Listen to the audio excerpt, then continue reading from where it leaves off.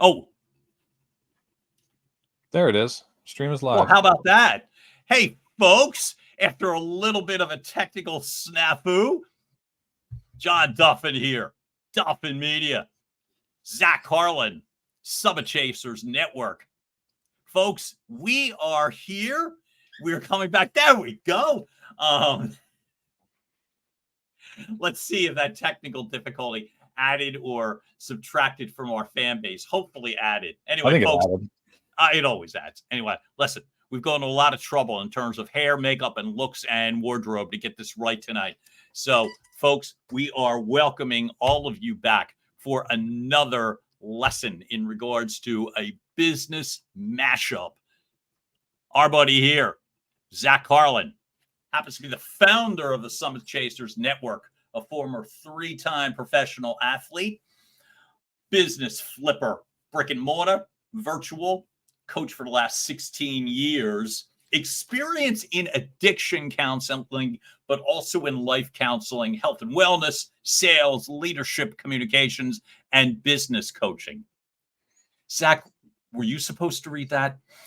You had so much momentum that I just wasn't going to say anything, and we need to change that because it's been 17 years now. But other than that, you did great. I don't want to just keep going. This is great. Oh, well, why don't you remind it? Then it won't feel quite as ham-headed on my part. I'll do it like you did. Founder of Duffin Media and Duffin Media Coaching, communications and corporate sales leader. That's what you get when you do work with a voiceover actor. It's like you feel so. I need to overcompensate sometimes. How about that? Over 25 successful years ascending the broadcast digital TV ad sales space with over $150 million in revenue generated. Good for you. He's an amazing. I'm just going to speak from the heart now. Amazing communications coach, amazing human being, amazing friend. I've learned a ton from him already, especially around communications, around even a lot in leadership. So from what he has to say, you should definitely listen, and then I'll leave everybody else up to decide whether you should listen to what I have to say or not. Folks, you gotta be listening to Zach Harlan. So that's one of the cool things about what I've gotten to do, like the privilege of doing these collaborations, guesting on each other's. We both happen to host a podcast. We've both been on each other's podcasts, and it's one of the greatest things, which is the ability to me to build or resurrect or rebuild businesses is one of the more challenging things that you can do. And one of the reasons I've latched on to Zach is because I often found that intimidating. I always thought of myself as a situational coach. If X happens, well, what do you do? I've always find the person that is strong with infrastructure, I always find that to be really, really impressive. And that's what I know about Zach, is that literally being able to build from the bottom up or pivot and rebuild, I just find really, really impressive. So aside from the fact, yes, we have become friends and I get to learn a lot from my buddy Zach. One of those happened to be this idea of getting together, making it feel easy and comfortable if we're talking business on a weeknight. And you may be thinking, folks, by the way, if you're watching us on LinkedIn and you're watching us live, great. Drop a note in the comments so we know that you're here, and we will gladly acknowledge you. Likewise with Facebook. If you are watching from Facebook, equally cool. We don't play favorites here. All of it's good. And drop a note as well. Zach might. But it's being honest. That's a great face. But the idea here is this mashup, this collab, the ability to be able to build or rebuild in real time business problems, situations, opportunities, and what you can do with them. The whole point, whoa. Not just anybody is here, but Audrina Blackbird is here, and she's excited to be here tonight. So I'm already flattered. And I knew you're here for me. And Zach's here as well. That's fair. That's a fair assessment. So what we thought we would do is put a situation together. I'm going to let Zach take the lead on this because One of the things that Zach is, by the way, runs with Audrina, the Summit Chasers Network. And one of Zach's Summit Chasers community came up with a case study of which we are going to get to solve or give you some suggestions in real time. And Zach, I'll let you take it away. Beautiful. Thank you very much, John. This isn't going to be just an hour of us patting each other on the back, although it might be 58 minutes, which is fun. But no, so this is one of the amazing things about our community is we want to be able to bring them in and get support from other leaders, other experts in their field, and we want to get you all involved in this. So going forward, if you yourself have any case studies, whether it be something that you're going through right now, you have gone through in the past, or you have a friend of a friend who's going through something, drop the case study. But because, and the reason I'm saying that is not just because we want to help you as well, but Carrie Ann, being the case study that we picked this week, she gets 3 months on the house from our community to be a part of our community, that's a value about $150. So thank you very much, Carrie Ann, if you're here. If not, you'll probably see the recording. I hope you see the recording because we're going to be going deep into your case study. So what we're going to do is we're going to read through the case study. We're going to try to answer this a little bit more specifically to her scenario because I do know her business fairly well. So we'll answer this fairly specifically to her scenario. And because of where she is at in her business, it'll be a good segue to kind of move forward to the other kind of levels of business and the levels where the founders are within those different levels of business. And then we'll kind of speak more in generalities. And then again, if there's anybody here who has any questions, you want to interject your specific case into this case study, we will absolutely happily riff off of that. The fun thing is this is kind of like the improv version of webinars. We just bring a case study and then we just want to discuss it, challenge it, have other people challenge us, maybe other people bring in their own ideas and make this a collaborative event with the goal of making us all better at what we do and to make our businesses thrive and grow other people along the way. Cool? Very. Beautiful. All right, so this week's case study. So this is from Carrie Ann Kelly. I am struggling to find where my priorities should be. My business is in a weird stage where I feel like I need to be doing everything, but also I know that I can't and probably shouldn't be. Where should I start to focus on to get out of this rut? I'm running around a million miles a minute, but not really getting anywhere. Should I hire a salesperson, an admin assistant, or are you just missing something? Well, I don't think you're missing much. Because so I'll give you a little bit of context of where Carrie Ann is in her business. So her business is called InBody Movement, and she is kind of just getting out of that stage where she's a solopreneur. So she did just hire a VA. So she's starting to get some help there, and she works with mentors and that kind of stuff as well. But when you're in this case specifically, when you're in that stage where you're trying to move from the solopreneur, you're trying to see, okay, where should I start handing things off? What type of processes should I put in place? Where should I be focusing most of my energy? And it really is more simple than you think. And you can look at it from two different angles. One is the angle of the founder, which is you, and one is the angle of the current business operations. So we'll start with the business operations because that one's less fun and it's easy to answer. It's do an honest SWOT of your business. What is missing? Where are the biggest leaks and opportunities? Where are the biggest misses? What would you need to push your business to the next level, and what is holding you back from getting pushed to the next level? And create an honest assessment of what that is, and then you can kind of see, I just can't take as many sales calls as I used to. So maybe you need to bring in somebody to do some of your BD work for you.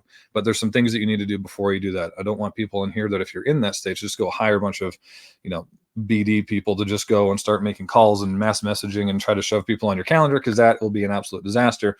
But having that honest SWOT, that honest idea of what you need to do that will create the biggest leverage for your business to help it move forward to the next level is going to be key. And there's a lot of ways you can do that. We won't go into specifics tonight because I'll be here all night if you let me loose on this kind of topic, but that's on the business aspect, the business operations side. Then if you want to go onto the founder side, move over to the founder side, this one's a little bit simpler, it's more fun, actually. I won't say it's simpler, but it's more fun. And it comes down to, what are you really good at? What are your strengths? Are you a really good salesperson? Are you creative and you're really good at marketing?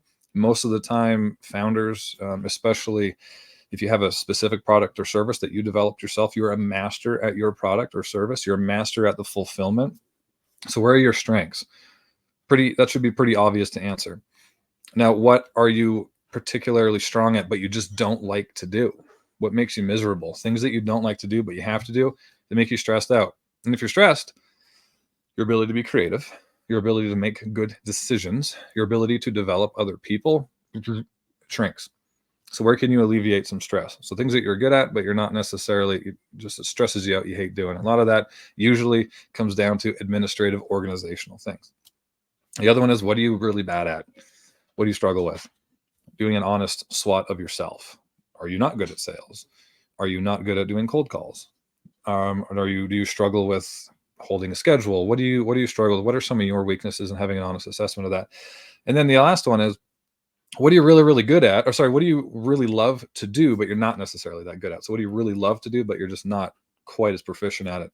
And the reason that I like to put this question, the answer to this question, into the equation, is because if you really like to do something, let's say you're not particularly as advanced in copywriting or creating ads or whatever it is, but you really love to do it. You love the creative piece of it. You love interacting, you love networking, but it's just not something that you're particularly great at, but you love to do it.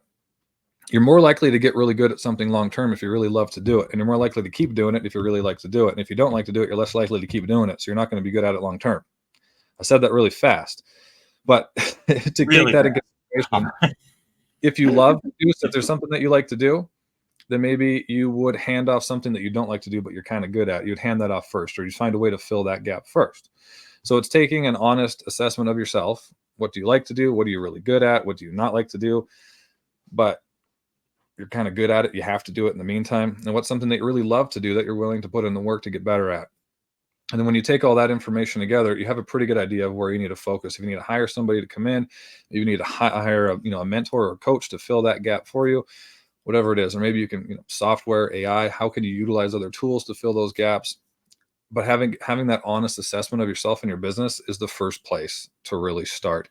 To take a step back, take a few days where you're not working as much, try to lower the stress level so you can have that honest, creative conversation with yourself, or if you have a partner or anything like that, and find out what those gaps are, and be honest. And that's the biggest thing when I work with a lot of clients, and we're doing these types of assessments. They tend to hide from the things that they don't like to do. They don't even want to talk about it, right? And then they focus more on the things that they really do like to do. And a lot of times this is where I'm kind of getting ahead of myself a little bit here, but this is where you find a lot of business owners, a lot of founders who, and I was talking to John about this before we hit live, is they almost have like this obsession or love affair with their service or product. They absolutely, they're so obsessed with it, and they start to, it's hard for them to sell to anybody else or communicate it to anybody else who isn't as obsessed with it as they are, who doesn't understand it as much as they are. So they just don't even know how to sell it, because they don't truly understand the problem of the people who are going to use their product in order for them to actually purchase it. But it all starts with that honest assessment. And I think it's pretty simple. John, you have anything to add? Really well put. But then I'm going to go right back to your words, honest assessment. And what I was also thinking about too was emphasis on the honest part. So I can remember when I launched my company, the things that I was told, and by the way, folks, right away, the easiest way for myself, the number one thing that I'd identify is take, especially if you're a solopreneur, or if it's you and one or two other people, take the personality part out, because it just is brutal to make those sorts of decisions based upon yourself. So you're not, unless you do what a number of business owners do, which is either beat themselves up mercilessly or are delusional about their own skills. And that's, fun too, and pointless. So rather than I'm terrible at tech, or I can't look at a pivot table, but right, it's the attributes. What are the attributes? And by the way, these are, like Zach, you had brought it up before. One of the cool things to identify with these things is the essence of time. When you're at a point of overwhelm, if you are way past deadlines, if you are completely at the risk of sideways burnout, These are not the times to be assessing what you're like as a person, because then it's just all twisted soul. The attributes. I'll give you a suggestion. Typically, people that you respect, business leaders, whether they're colleagues, whether they're in your own company, ask them when you're not a nerve job.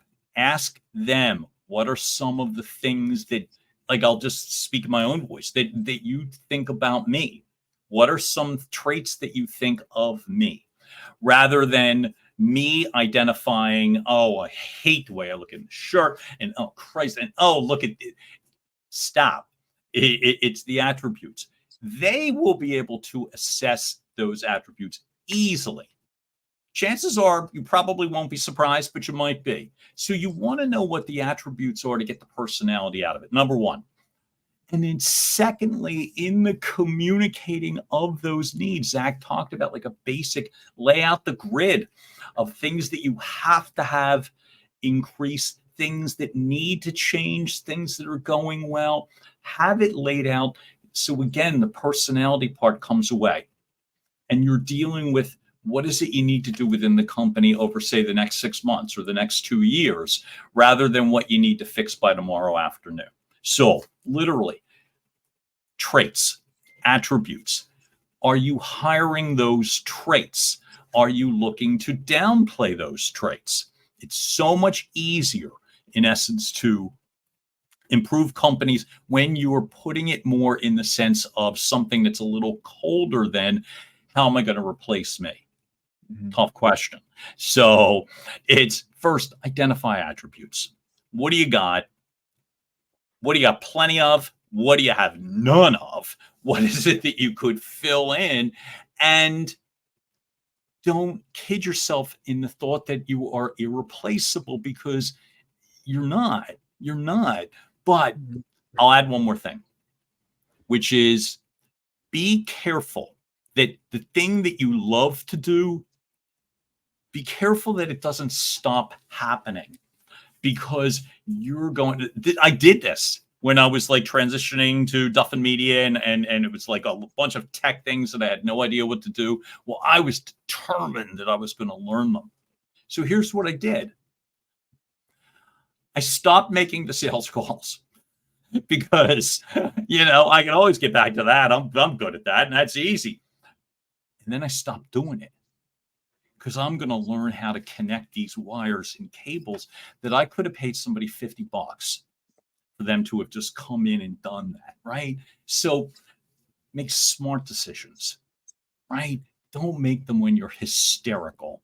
Don't make them, not that I would know, but don't make them when you're hysterical or burned out. Bring them to attributes, and then be able to communicate those attributes that you're looking for, that you've got plenty of, and incorporate other people any and every chance you get. Don't do it by yourself if you don't have to.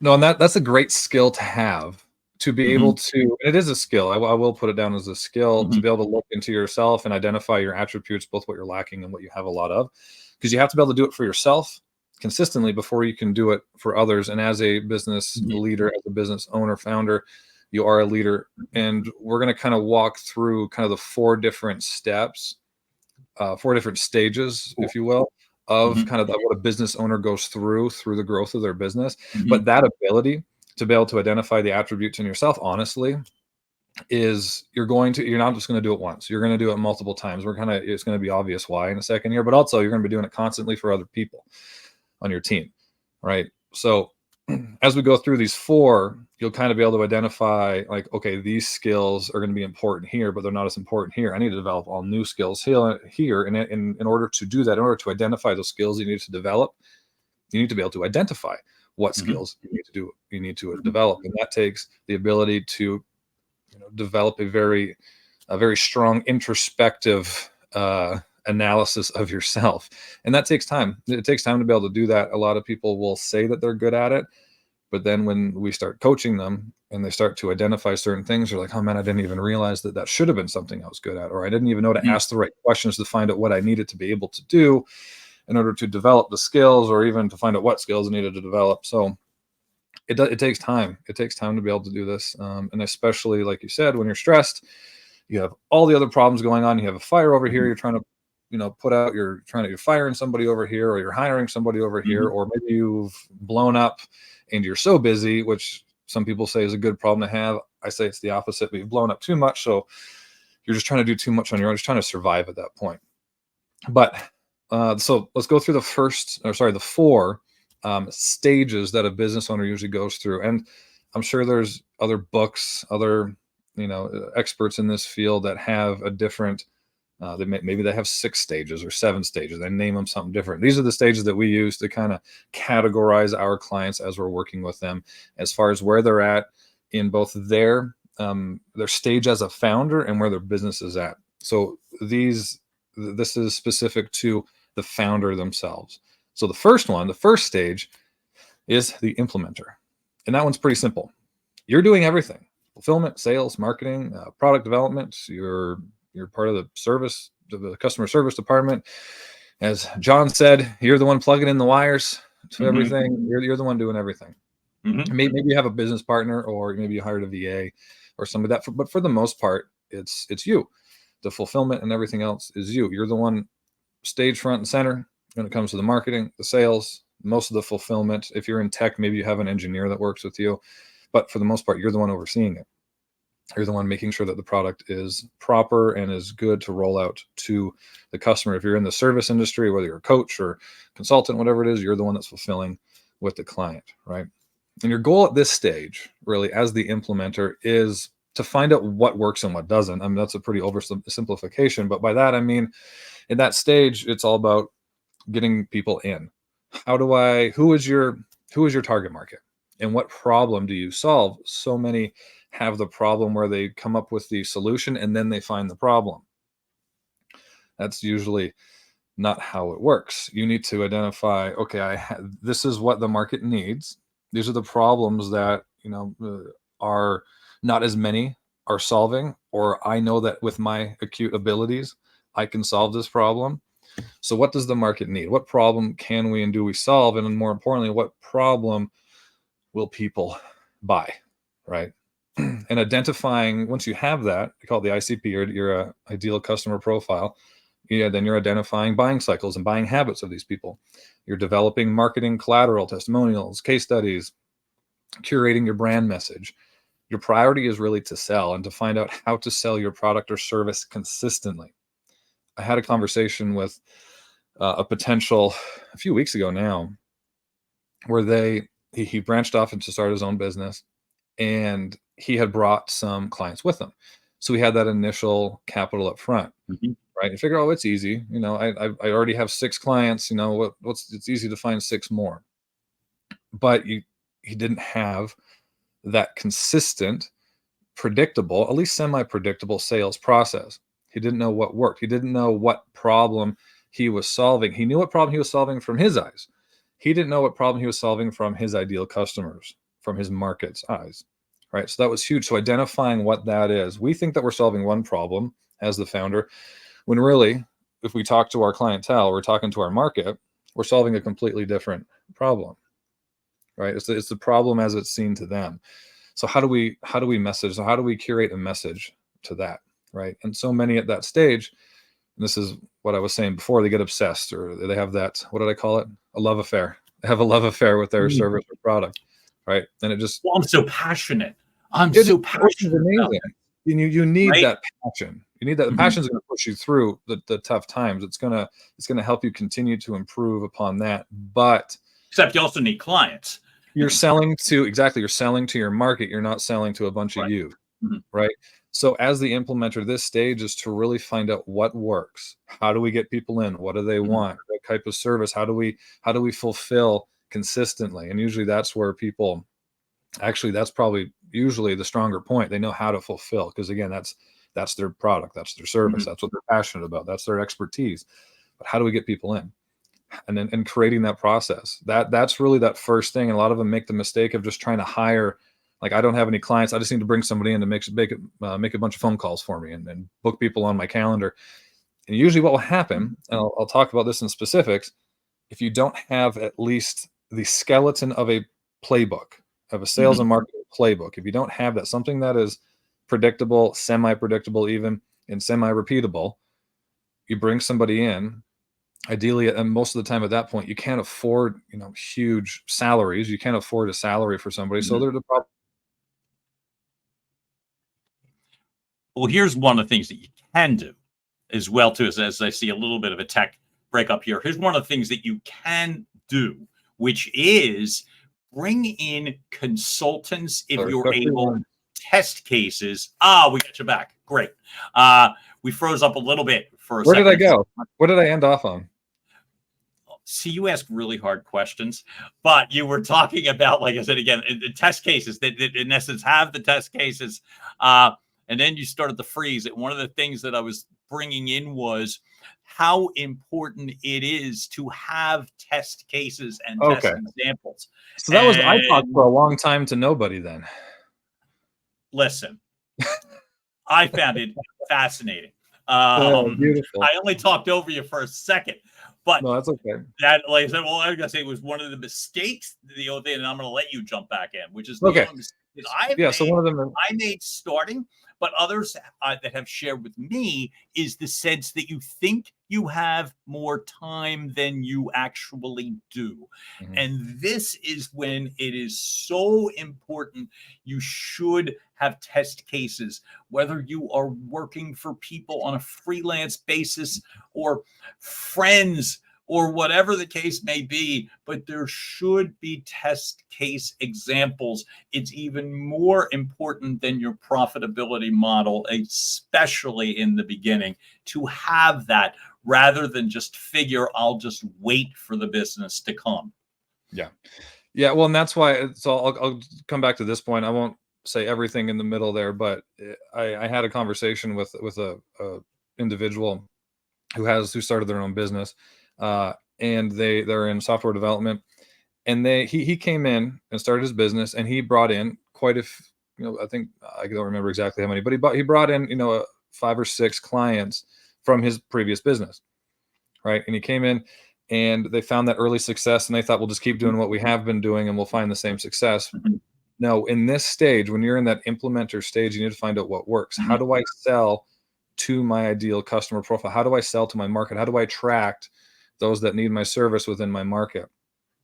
As opposed to, and you need to create that playbook. You do. As the owner, you at least need the framework of it done. You need the bones. You need the bones of a playbook done. Because what I've seen a lot of, and have admittedly done myself in the past years ago, is you bring somebody in, a sales rep, a business development rep, and you say, hey, just come bring me leads. That's what I need. You bring this person in, and if you're in that stage of your business, you can't afford salaries, right? No. You can't. So they're most likely going to be 100% commission. Are you going to get a top business development rep who's going to do 100% commission when you have no proof that you can sell your product or service? When you have no idea the activities that lead to the highest return? When you have no idea the volume that's needed, the basic message, or even a really clear idea of who we're selling to? You're not going to attract anybody who's that good, unless the only people that you'll attract is somebody who already has a padded bank account and is okay with not making any money for 6 months, which probably not going to happen, right? So that's why it's so important that you have. That's why it's so important that in this stage, when you're in the implementer stages, you need to find out at least the basis of what works. Who wants our stuff? How do we attract them?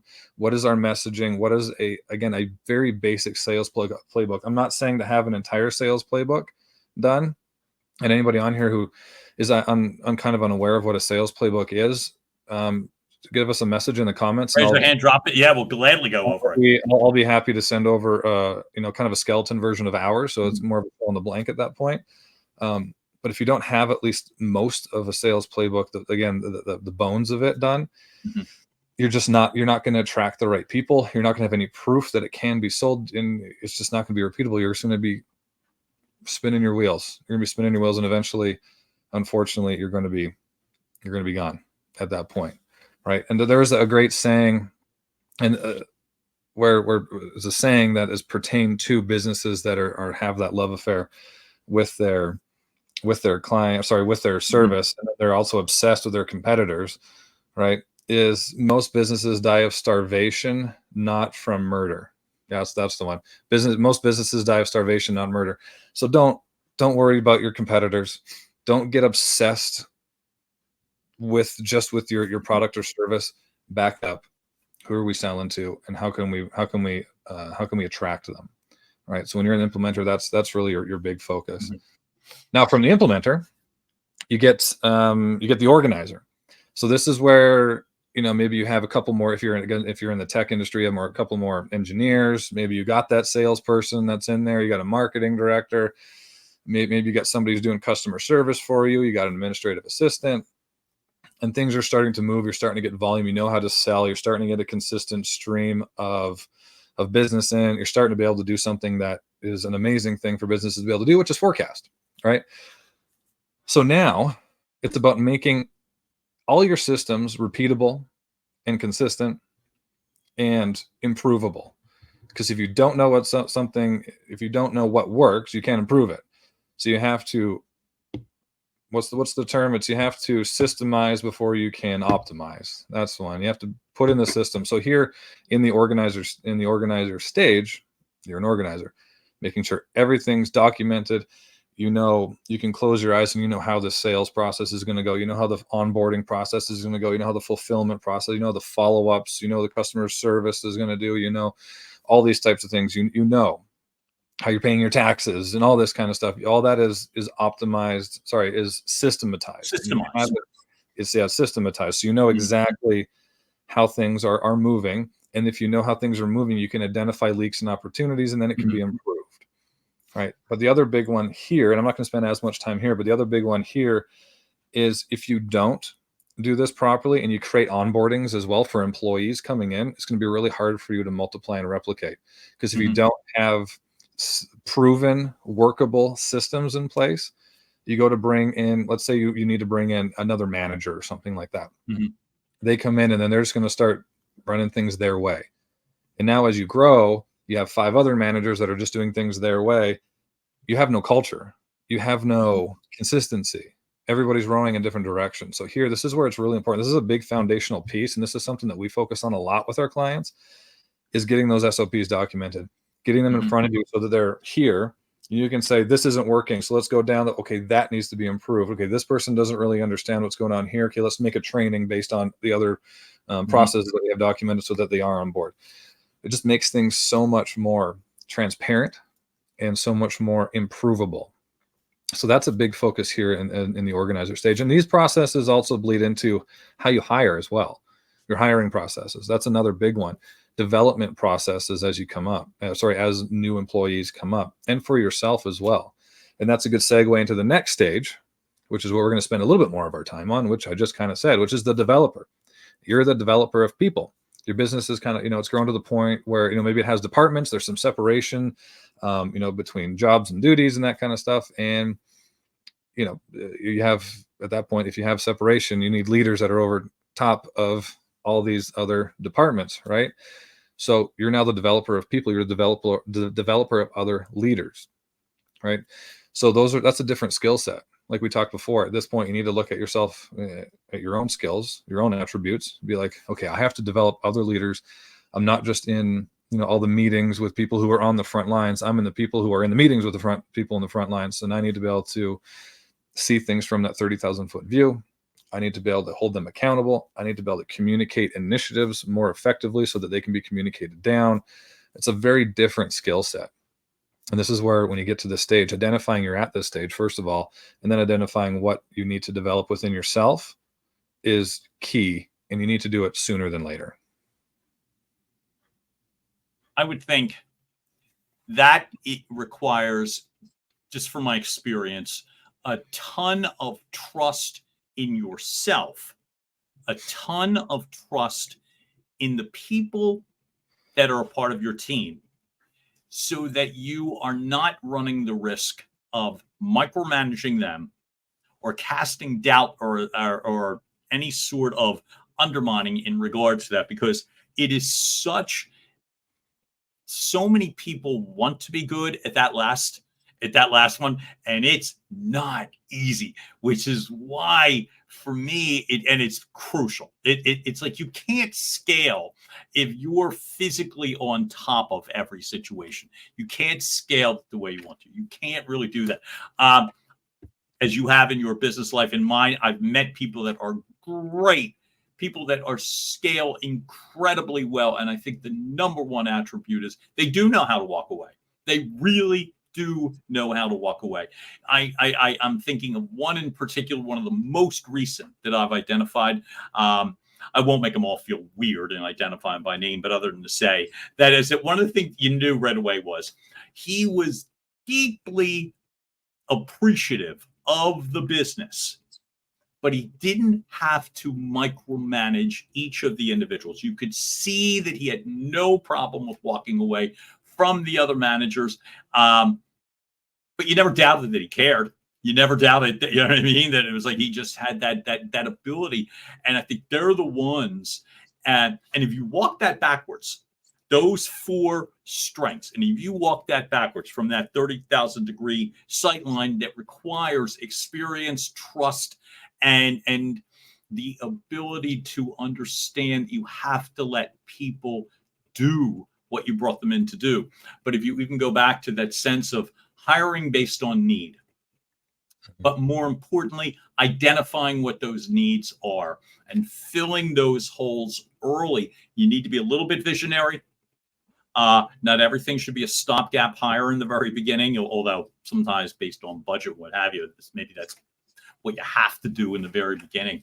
But the sense that you're bringing in good people, you're giving them the framework. When you were talking about, like I said, again, the case studies and the examples and the blueprint, that is on you as a business leader. That's on you to have that blueprint, to have that playbook, to create those case studies. That's on you. It's probably the most important thing in addition to generating initial revenue. It's probably the number one thing, being able to assemble those pieces. Because when you think about it, it's like when somebody wants to come into an organization, and so often they don't know how to ask the question, but the real question could be from them to you, look, this looks really interesting, but I'm not sure the infrastructure's here. I just don't know. Is it just you wandering around? Like I said, my first job at the first television station I worked for, we had a hard time keeping people. Funny to me now, but back at the time, it was awful. And why? Because they walked in, they're like, oh my God, there's nothing here. There's just nothing here but people flailing about and trying to randomly generate revenue, and there was no infrastructure. The only way that got solved, and I had no intention of doing it, but nobody else was, so I created a training playbook. We brought in, I'll never forget, we brought in 4 salespeople, and God bless her. She passed away, but she did a million great things for me. Here's one of the things that she didn't know how to do. She got her hands in the weeds, and she was the president and general manager. She was getting her hands in the weeds of like the minutia. Problem was, time for these people to be trained, and the training curriculum was that person asking the 4 new people, do you have any questions? Of which their questions included, where are the water fountains, where are the bathrooms, and they didn't know even what to ask. So their answer was like, no. All righty then. So we lost 3 of those 4 salespeople probably within about a week. And that's expensive. It was expensive. Not only expensive, it is mind-numbingly frustrating. Yeah. Because how do you solve it? How do you solve it? Which is create the playbook. So what did I do? I created a training module, just, the best I could with the information I had, and knew that that's what people are clamoring for. What do you got going on in here when they ask questions? What's the culture like in here? Sometimes they don't know what else to ask. and it's not ping pong tables or foosball or, pizza parties on Tuesdays. Is there enough of an infrastructure that I can lean on something that you've taken the time to build this up, even if you've only got a few people in the organization, that the whole system's not going to fall apart? Mm-hmm. This is where HR kind of gets a bad rap, I think in a lot of ways, but an HR department that does what it's meant to do, you should be able to have playbooks in most, and we're not just talking about sales. Sales is just kind of the easiest one to talk about because it's so in business, obviously, but you have customer service playbook, fulfillment playbook, marketing, at least in some regard, the marketing playbook is going to be very fluid, obviously, because things change so quickly in marketing, but you should have these playbooks, a company playbook in itself. So you should be able to have this where you can hand it to a competent individual, and ideally they are competent because you hired them, because you followed your hiring playbook. So you should be able to hand it to this individual, and they should be able to, at least through studying for a monicum amount of time, fairly competent in the understanding of what makes you in that role successful. That's it. And that's huge. That is huge in that developer role. I mean, and we say there's a lot of thought leaders and stuff that'll say it's about self-replication. It's actually, I don't think it really is about self-replication, because you don't want a whole bunch of yous running around as the founder. You only need one founder or two founder. If you're a partner or a couple partners, whatever it is, you only need a few of those. But in a sales manager role, if you have a sales director in there, you need a sales director. You don't need somebody who's a jack of all trades, right? You need an expert. You need an expert. You need the ability to find these experts and develop these experts. And sometimes it's not always you doing the developing, but you have to be able to identify if that has been successful. And this is one thing that we kind of talked about prior to hitting the live button, is if you're kind of coming up through those stages, and maybe you started with some friends, you started the business with some friends, or some people who came in and you became very good friends in the beginning. You've been in business for 5 years. You're kind of at this point where you need those experts. And as the developer, as the founder, as the captain of the El Capitan of the ship, this is a difficult decision needs to be made. And this is where your ability to do those honest assessments of yourself and others is going to come in handy. And you need to have this muscle well trained by this point, because you need to identify those people that have been with you forever. Are they going to be the people that are going to be able to make this company successful for the next 5 years, the next 10 years, in doing what I need them to be able to do, right? And again, sometimes the answer is just that they're not. And if the answer is yes, then you need to have a dang good plan to develop them to be successful in that role. So let's say you have somebody who came up with you, they did some of the sales at the beginning, but they also did some of the fulfillment, and they helped a little bit of the marketing, and that was kind of their role kind of coming up. But now you're like, I need somebody to take over the sales team. Are they the person to do this? And this is where really having a very clear understanding of what will define success in each of these departments and roles. Right. So we have the playbooks. We talked about the playbooks, and those playbooks, it should be very clearly defined what will make you successful in this role. What do we need this role to accomplish in the near future? Once you have that clearly defined, then you can start to pull those attributes that are needed to accomplish the goal. We need to break into a new market over here, and that requires this attributes, this skill level, this experience, and you have this checklist of everything that's needed to accomplish this very specific goal. And if those don't match up, at least for the most part, and those things that don't match up, can they be developed, or is it just not going to be good timing for this? And you have to be really honest with that. And it's better to do that sooner or later when you're in this stage, and to support these individuals as you go through it. If you wait till it's too late, there's going to be resentment, right? If you do it, if you don't identify it properly and you try to develop them and it just doesn't work out, you wasted a whole bunch of time and probably a whole lot of money, and then you're setting yourself up for failure.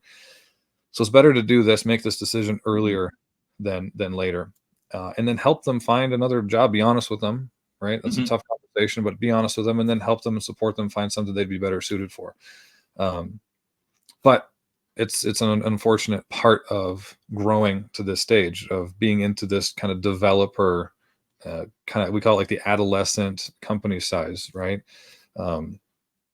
But that's huge. That is absolutely huge. And then another thing at this stage too is your time and your energy, Mhm. right? At this point, you're starting like, I need to start being the visionary, right? I need to start thinking more strategically. I need to be able to see a year in the future. Now, depending on what industry you're in, some industries you're in, you're kind of in that type of market where you can't look a year in the head because things change so freaking fast. You're actually only looking 6 weeks ahead, but you need to be able to do that. And sometimes that takes a lot more. Well, actually, all the time, pretty much, it takes a lot more of your time and energy, and a lot more of your just a lot more time. What am I trying to say here? A lot more Well, it's research.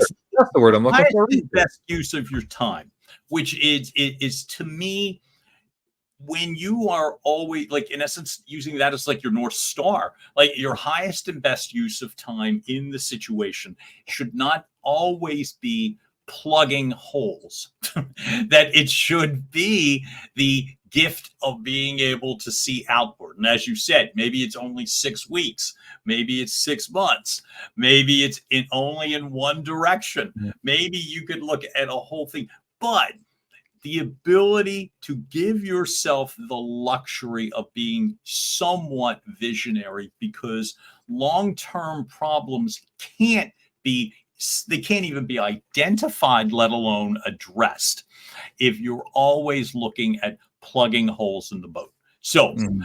that's where it's like, for me, the way that you're explaining it, I love. And my thought is, hey, would you mind? I want to go back and literally one more time reread Carrie Ann's exact situation again, because I feel like after the great setup that you've done, that this could be answered, because I think she did great in terms of what she wrote. And as a repeat, I want to reread it one more time in terms of what she was asking for. And as I reread it a couple of times, I realized she's asking what a million people would be asking. Oh You yeah, know, yeah. it's like I'm struggling to find where my priority should be. My business is in this weird stage where I feel like I need to be doing everything, but I also know that I can't, and I probably shouldn't be.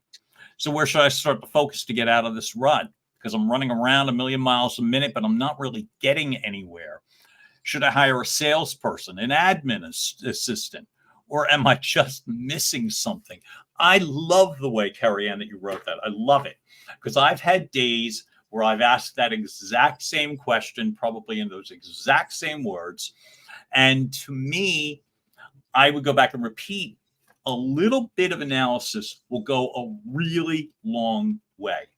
Because if you handled, let's say, three things, which was identifying where if you happen to be the company, you're a singular, like I said, you or the company, like where do you happen to be strong? I'll give you an example from me. When I first started, I'm grateful to say I got really strong reviews. Really strong. I never had to worry about were they satisfied. You know what I had to worry about? I just wasn't getting enough of them. So it was like, this is amazing. He's amazing. And then it would be like in the beginning, and I think I shared earlier on, uh, I had my first client within about a week of launching my company. 6 months later, I had my second. So amazing reviews, though, right? But would have starved to death, right? Mhm. So it was fairly easy for me to identify in that 6 month window where the hole was. Just me and those two good reviews, and that was it, you know? And so take the time where, as you have the time, to identify what your company's strengths are. And as I had said before, take the personality part out of it. Identify where you happen to be strong, right? Attributes, not your glowing personality or I love working with people. That's great. But as I said, what are the attributes? Because for me, it was, if something broke, microphone, wires, cables. I was done because I paid people a fortune to set the thing up. And if somebody just blew something over, my business was gone. So it was like needing more clients and having no tech, at least in my head, tech capabilities.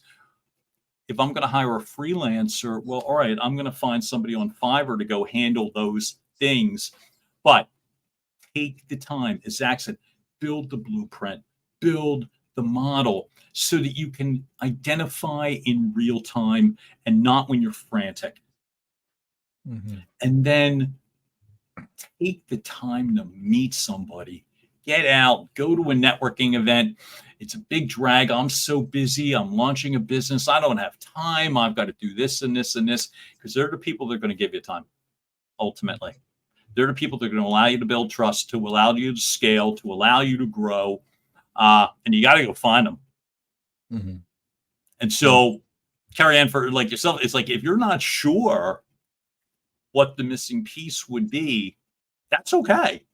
That's okay. I mean, that's part of the answer. It's like, I don't even know. All right. So that's where you're going to do the assessment. That's where you're going to now realize, what are the attributes that are going well here? What are the attributes that I can't even think about? Can you freelance? And another thing, when you're looking at your strengths, when you're doing that honest assessment of yourself, right, when you're doing that personal SWOT, it's also about creating more leverage for yourself. So leverage being creating the most amount of effect with the least amount of effort. So for you, let's say your strength is to sell. Your strength is getting in front of people. Right. And if your stress of, having to focus on the tech issues and the software issues, or focusing on X, Y, and Z are taking away from that, find out what that thing is that you can, they call it like a critical point analysis. So where can I put the least amount of resources to have the biggest effect? And a lot of times what that is what's the thing that I can do that will allow me to leverage my strengths, or leverage what is working really well right now the most. So if you think of it in terms like that, it should kind of narrow your focus to, okay, if I just didn't have to do that, if I just wasn't stressed out about that, or if I didn't have to do that for an hour and a half every freaking day, I could exponentially multiply, my output somewhere else. Right? I love those choice of words. If I didn't have to do that one thing, because I bet everybody knows what that one thing is. Yeah. Hate it, or it freaks me out, or I know I'm not any good, or I'm going to go down some rabbit hole. It's like, what it is. What it is. And so I love that choice of words, because I think that's Zach, I love the way you say that, because I think it's a really easy question to answer. You know what I mean? Like, why not make it simple on yourself? Right. Yeah. Well, that's the main thing, right? Is a lot of people they think they're asking the right questions, and they get the wrong answers, but really they're just not asking the right questions, or they think they're asking the right questions. They're just getting the wrong answers. They're not asking the right questions. Yeah. That's what I meant to say.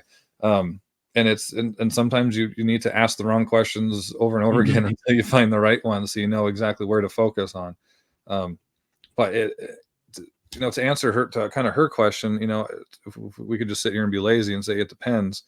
But to kind of keep it from a generality standpoint, when you're at where she is in her business, where she is a solopreneur with maybe a VA or an engineer or whatever it is on your side, and that's it, then you need to, again, where am I going to have the biggest impact to move my business forward? What is getting in my way right now, and what do I not have that I need to have, and what do I have that I can leverage, right? And it's kind of, there's no other way to really say when you're in that stage. And then obviously we talked about going through the other stages, the implementer into the organizer, developer, and then the multiplier. Your skill set and that SWOT analysis of yourself and your business is going to look a lot different, right? What was the strength before could be a weakness. Your strength when you're just starting a business is that you're a jack of all trades.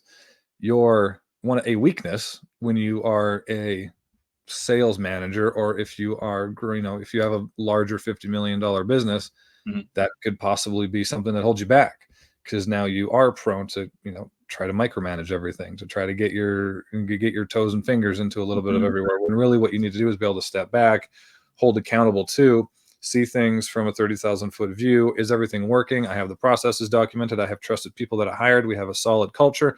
We have core values that everybody is exemplifying, and we're hiring the right people. We're developing the people up. We're bringing people through those stages. We're bringing them through as an implementer, into an organizer, into a developer, into a multiplier type of thing. And you need to be able to focus on more strategy, visionary. And again, depending on your industry, it could be you need to look 6 weeks ahead. It could be you need to look a year or two ahead type of thing. But it's an unfortunate answer in a lot of ways, because people are like, no, I want a quick fix right now.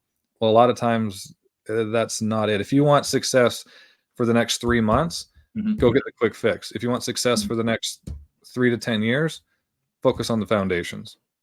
Focus on getting the playbooks. Focus on developing people. Focus on developing yourself. Right? But you can do that. In my mind, I still think you don't have to solve every single challenge instantly and concurrently.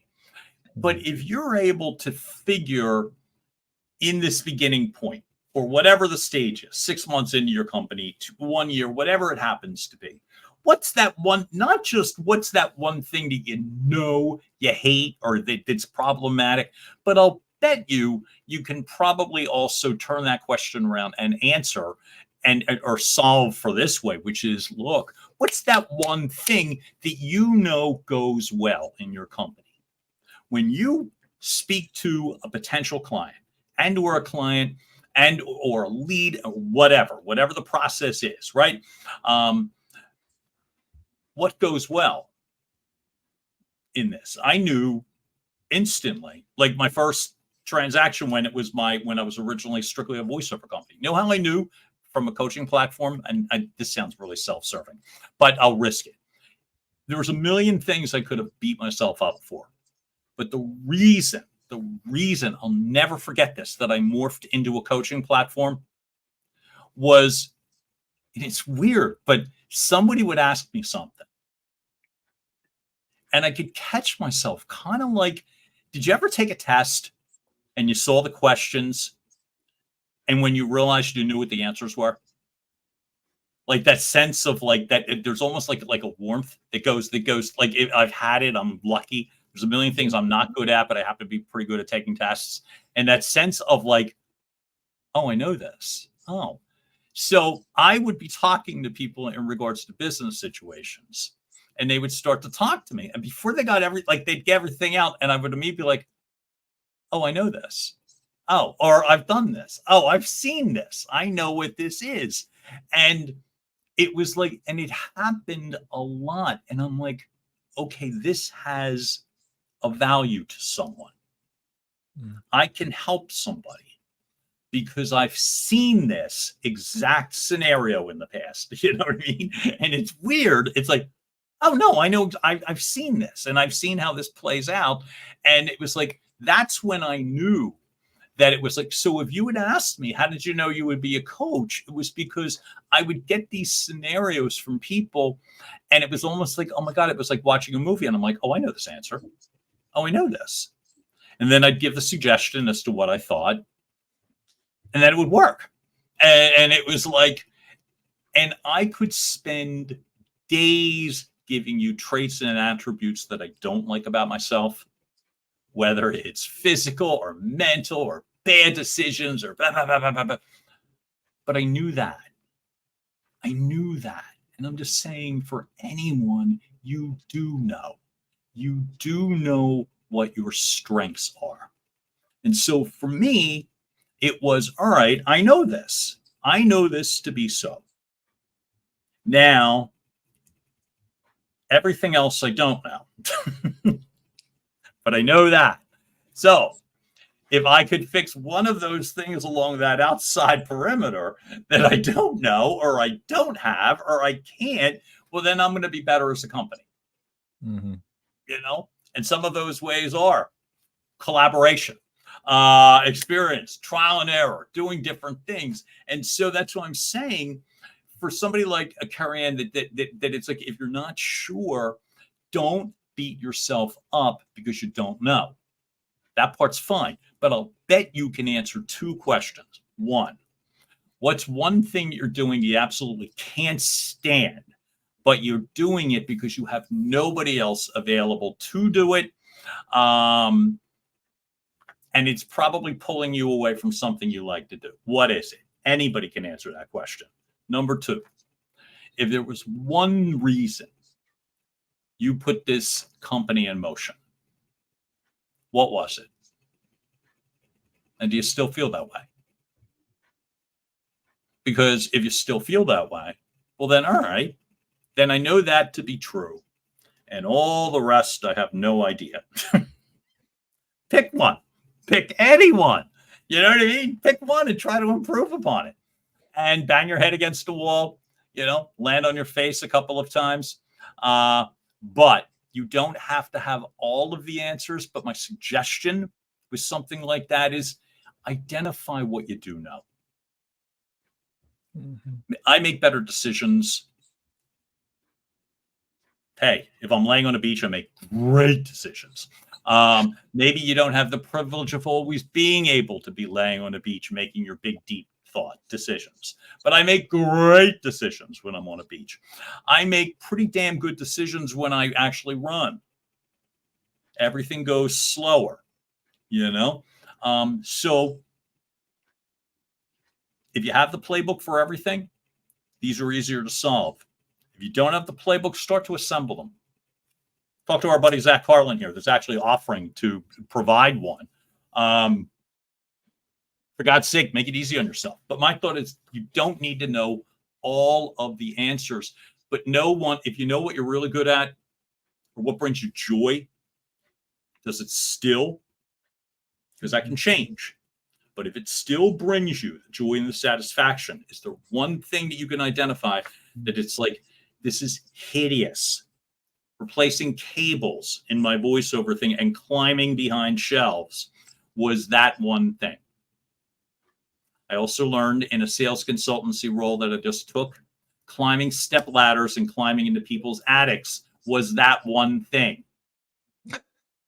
that John Duffin wasn't going to do. I get it. Oh, right? I don't know. It took me 2 weeks and a day to figure that out. Everyone else knew, but but right. what I mean is you're not expected as someone launching your own business to have all the answers. But the one thing I'd say in these conversations that Zach and I are having, realize, but you might think you have to. You might think you have to put on the illusion that you do because you're running a company. So therefore you have to act like you know everything. So you don't. Nobody else does. But your ability to be able to start to pinpoint things, that is on you. Because running a company is a privilege. I mean, you can do it, but it's like, but if you want to, attempt to make any money, not go under, then you need to start pinpointing things. How do you do it? Take the personality out of it, bring it to attributes, take the systems that Zach talks about, build them, or find somebody that can help you. And then give yourself a little bit of grace, for God's sake, Only a little bit, though. But in summary, I want to thank Carrie Ann for sending that question in. Absolutely. She's going to absolutely crush her business. It's going to be very I'm successful. excited. It already is doing very well, but it's obviously going to be more successful in the future because she knows what questions to ask and she's willing to ask them. So to everybody else that's still listening, we'll probably put this in somewhere in our social media, but submit your case study, submit your questions. And if we do pick yours to go over, you're going to get 3 months for free in the Summit Chasers community. That's about $150 of value. And I think our next Q&A is coming up. I love it too. Our next Q&A is coming up. Q&A is coming up on July 18th. And then we have our partner who is currently a director of HR with Yahoo. She's going to come in and I forget what her segment's called, but it's going to be fun, focusing on HR and HR processes and systems and skills and attributes. But From here, as far as your priorities as a business owner, identify where you are as the founder and the business owner. So if you're in that implementer stage, your goal is to find out what works, find out Mhm. who your ideal customer is, what problems they have, and then how do you solve it, and how do you let them know that you can solve it and that you are the best choice for them. Mhm. And in that case, or in that stage as well, identifying what's your strengths, what your weaknesses, what do you like to do, what do you not like to do, and it's in 4 categories. What do you love to do and you're great at? What do you love to do but you're not that great at? Mhm. What do you not like to do but you're pretty good at it? And then what Mhm. do you not like? Too tired to HR. That's the one. What do That's you damn good. what do you not like to do and you're not very good at? Identify Mhm. those 4 things, and that's a great place to start. And then also an honest assessment of your business itself. And then you step into the organizer stage. Your priority is to systemize things, make things repeatable, improve things, start to identify, how do I get the right people in? How do I know if they have the right people in currently? How do I make our sales and marketing process as repeatable as possible, so when I bring good salespeople in, they can find success right away and then they can multiply it? How do I bring good clients in? How do I onboard them properly and consistently every time, so I know that we're going to get a good review every time they come in? How do we know that we create good products, we ship them out on time, and everybody gives us good reviews because their stuffed teddy bear got there on time and it's in great condition and their kids love it? As you move into the developer stage, your job is to develop people. It's self-replication. How do I hire the best, or how do I develop the best sales manager? How do I hire and develop the best customer service manager? How do I make it so that I am obsolete as the jack of all trades and I can move back? I can move back and start to look at my business from a 30,000 foot view and become that visionary leader. That's why a lot of people got into businesses, so they could be the strategist, they could be the visionary leader, or maybe you could identify, nah, I like working with the clients, so I'm going to bring somebody up here to be CEO, and I'm going to go work. I'm going to go work with the clients. But that's where that honest assessment and that continuation of that honest assessment is so important, and to develop other people within, so that as they come into your business, they go through the same stages, and that's the last stage, is the multipliers, creating that ecosystem, that consistent training, coaching, onboarding, Mhm. culture focused, directed by core values and a clear mission, where people come in and they go through the implementer stage and they go through the organizer stage and they go through the developer stage within your organization. And then you start to create that beautiful business that everyone kind of dreams of. But that's an overview of your priorities as you go through the stages of your business as a founder. John, do you have anything to add? Other than to say you just communicated it beautifully, so I don't feel a need to repeat it, other than, folks, it's your ability to be able to communicate what the hell it is you want, need, and what's in it for your team, your players, your clients. Again, you don't have to know all the answers. You just have to be able to articulate well what you do know, what you need, and what you deliver. When you're able to do that internally and externally, things tend to move forward and people tend to give you the benefit of the doubt. So, all I would say is just keep finding ways to understand what the hell you need and be able to articulate it. And chances are you'll be able to roll forward. But Zach Carlin from Summit Chasers Summer. Network said it is summer. Thank you so much, man, for joining us again tonight. Absolutely deeply appreciated. Thank you so much for all of us, folks. Thanks all of you for tuning in tonight. We will be coming back and we will be helping you in real time. Take this to work tomorrow and you'll be real smart and all your friends will love you. But be good to yourselves. Thanks so much for showing up for us tonight. Watch the replay. There is a ton of takeaways here. Be good to yourselves all. Have a wonderful evening. Be well. Bye.